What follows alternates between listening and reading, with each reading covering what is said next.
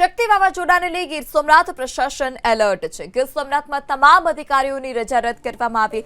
5 દિવસ દરિયો ન ખેડવા પણ માછીમારોને સૂચના આપવામાં આવી છે। સોમનાથ ચોપાટી પર અવરજવર પર પ્રતિબંધ, દરિયાઈ વિસ્તારમાં ન જવા ગીર સોમનાથ કલેક્ટરની અપીલ છે।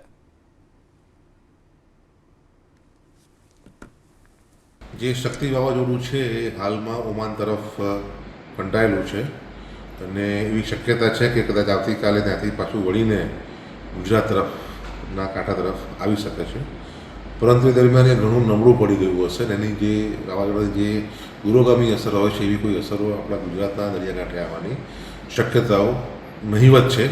પરંતુ એના કારણે થોડો વરસાદી માહોલ થાય, વરસાદનું અહીંયા પડે છાંટા, એવી શક્યતાઓ છે। એટલે આપણે તંત્ર તરીકે સંપૂર્ણ રીતે આપણે તૈયાર છીએ। 5 દિવસ દરિયો ન ખેડવા પણ માછીમારોને સૂચના આપવામાં આવી છે। સોમનાથ ચોપાટી પર અવરજવર પર પ્રતિબંધ, દરિયાઈ વિસ્તારમાં ન જવા ગીર સોમનાથ કલેક્ટરની અપીલ છે।